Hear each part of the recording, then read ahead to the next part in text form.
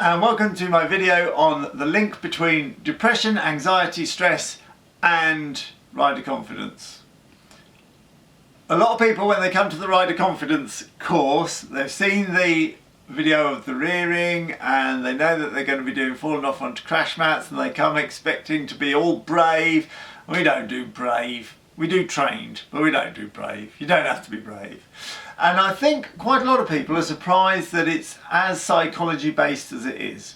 And there is a moment in the course when I'm explaining where fear resides and risk perception and all the ways that the panic button gets switched on. And at one point I say, and the survival strategies are anger, anxiety and depression. And I can feel the tension or expectation go through the room. A total surprise. A lot of people struggle with depression. I'm recording this more or less the darkest time of the year, and a lot of people struggle with depression at the darkest time of the year, and things can seem particularly black. So I think it's important that we just get a handle on what's happening, a handle that there's nothing wrong with us, and a handle on what we can do about it.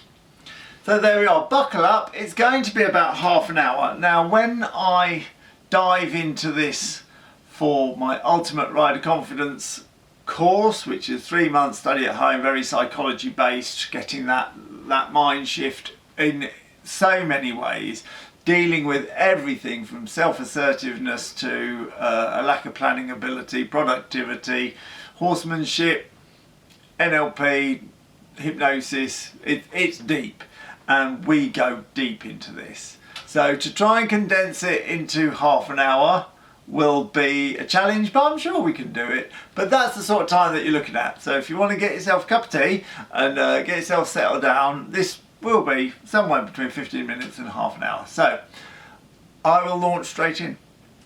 I get to draw some lovely pictures. So let's just have a little look. I've got a bit of paper here, taken from the Hilton Hotel. There. There we are. So I'm going to draw a picture of a brain now. There we are. Here we go. I hope you're going to be impressed. There it is. Can you see that? It's good, isn't it? There they are. Picture of a brain. It's not the most complicated brain in the world. In fact, it's the primitive brain. It's the brain that is instinctive. It's the brain where panic lives.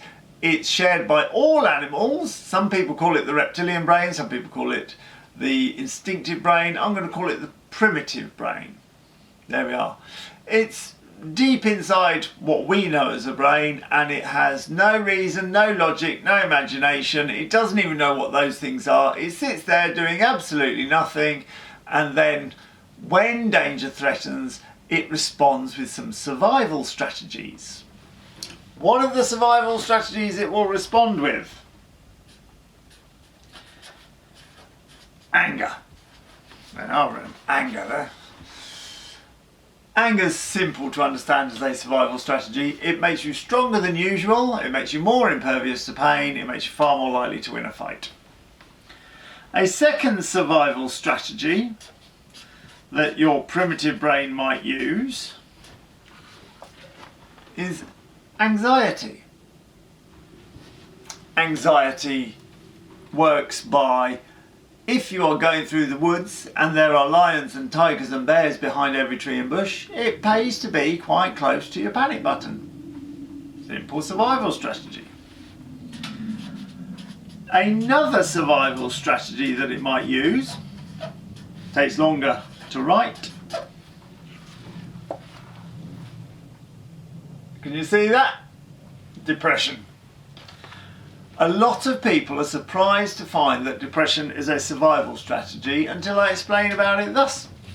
If you are living in your cave, in your primitive society, and conditions outside are too overwhelming, there's an ice age going on, there's wild animals, there's forest fires, who knows, it's too dangerous out there, it would do you no good at all to be all positive and go, oh, it's all right everybody, I'm going to catch a rabbit.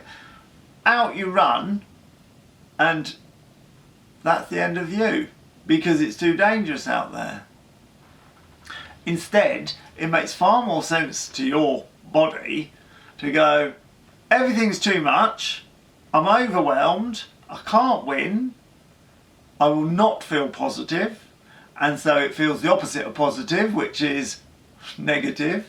I will feel negative, I will feel lethargic because we need to save energy because there's no rabbit, and I will simply pull the mammoth skin over my head and wait for better times. I won't waste energy being social, I won't waste energy cleaning the cave, I won't waste energy doing anything. I'm just going to feel really down, pull the mammoth skin over my head. However, the trick is that when conditions improve, the depression is supposed to lift and you go back to your nice blank brain, ready to carry on doing whatever you do as a species. Yes, humans, when the conditions improve, the depression is supposed to lift. However, why does it not in humans? Because evolution went on. We have got that primitive brain, but we've also had a second development through evolution of an outer part of the brain, the cerebral cortex, the bit that looks like spaghetti, the convoluted bit that we think of. I'm going to put an I for intellect and a P for primitive. Can you see those? Now, your intellectual brain, it has got imagination, it has got reason, it has got language, it has got logic.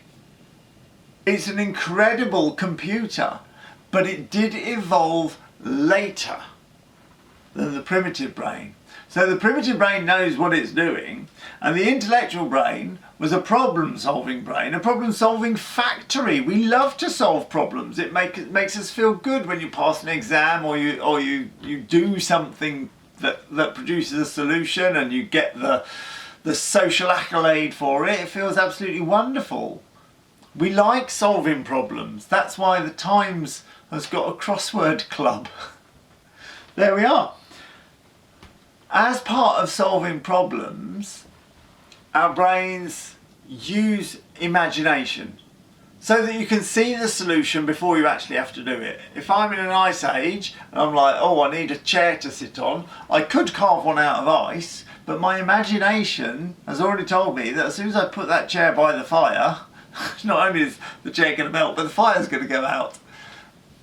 Our imaginations let us see it before it actually happens as part of our problem solving, and we're very good at problem solving.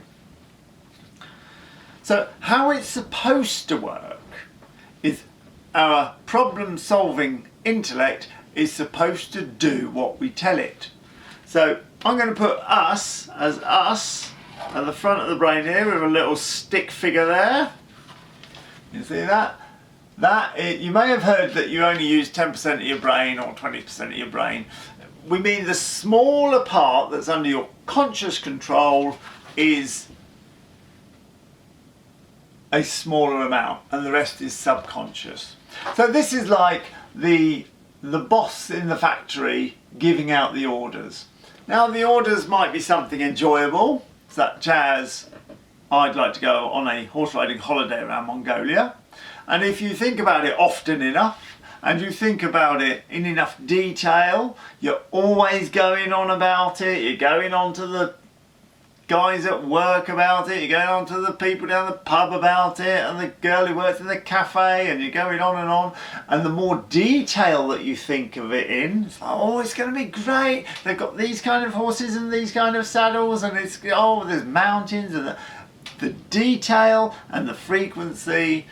And that is what puts the order from the boss at the front here, puts the order into the factory, and before you know it, solutions start presenting themselves all out of nowhere. Suddenly you're seeing programs about Mongolia, you're reading articles about Mongolia, you're having conversation, just all these coincidences is your problem-solving factory scanning the world.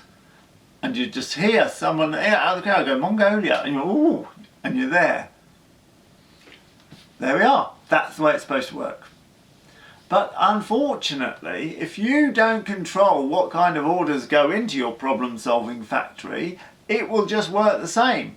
So instead of thinking of something nice and horsey, if you think of something negative and horsey, my horse doesn't like me, I'm going to get hurt, the people on the yard don't like me, they call me all the gear and no idea, I ride like a sack of potatoes, I'm not fit, I'm not strong, I'm going to hurt the horse, this was a good horse when I got this horse, now I'm hurting the horse and the horse hates me even more.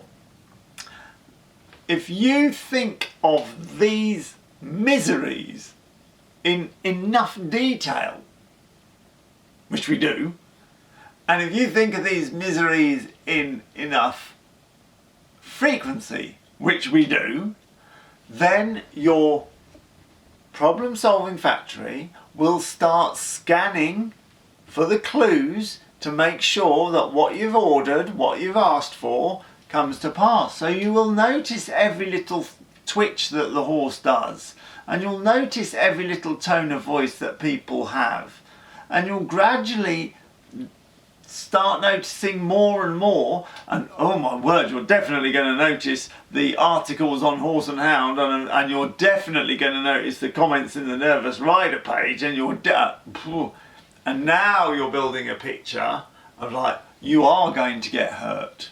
The horse is going to misbehave. You are going to not be able to cope. As your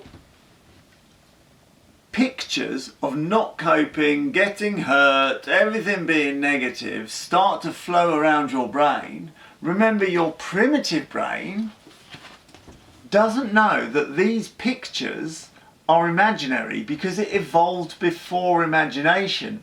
So these pictures, these imaginary pictures, are going into your primitive brain, and if your primitive brain is overwhelmed, if your primitive brain is simply, conditions are too harsh to go out of the cave, it will respond with survival strategies of anger, anxiety and depression to get you away from this horse.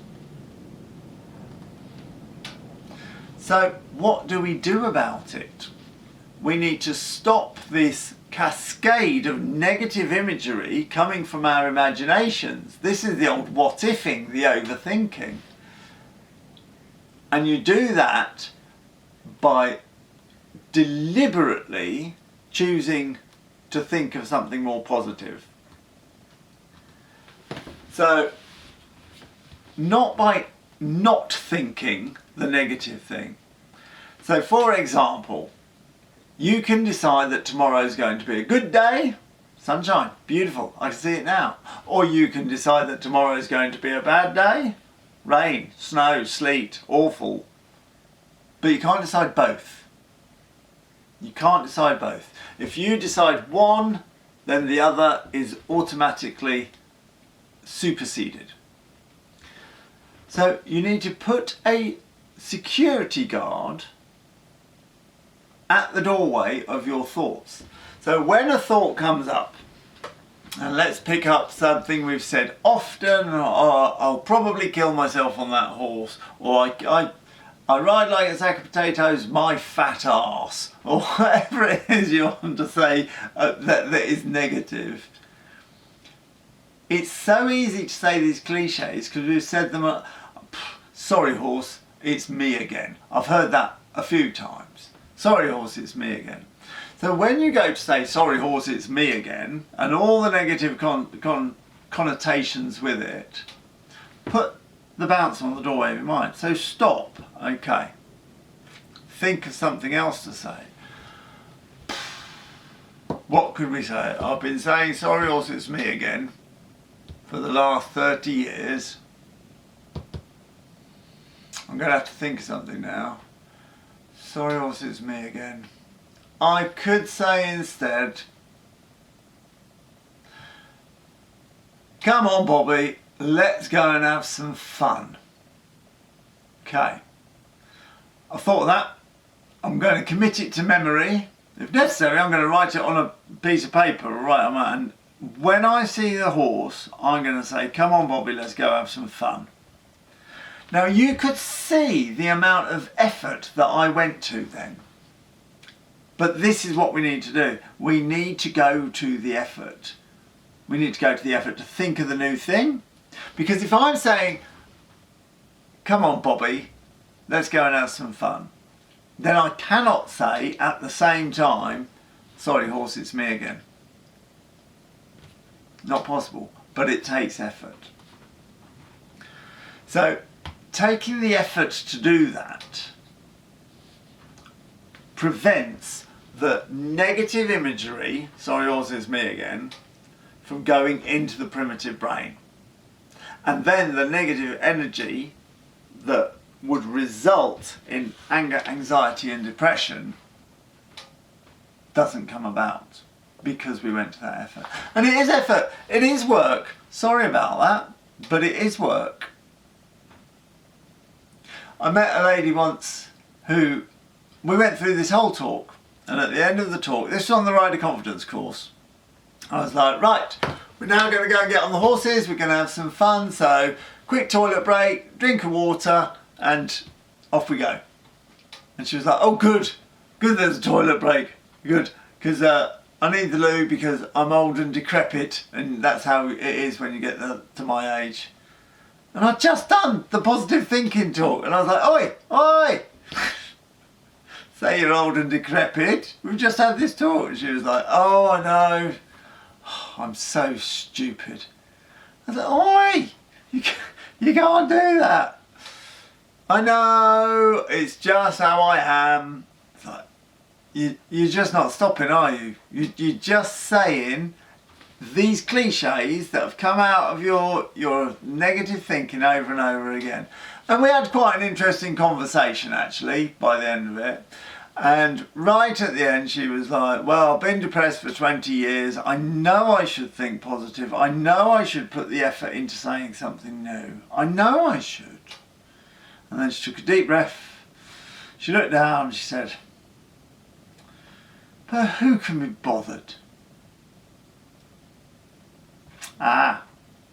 Who can be bothered? And that's it. That's it. If you can't be bothered, then it's not going to happen. If you can't be bothered to exercise your muscles, then you won't get fitter. If you can't be bothered to exercise your bouncer on the door of your mind, to exercise that discipline, then it won't happen. Anyway, that's the link between rider confidence and anxiety and depression. I hope you've enjoyed this video. Stick something in the comments and we'll see if we can get more of a conversation going. See you later.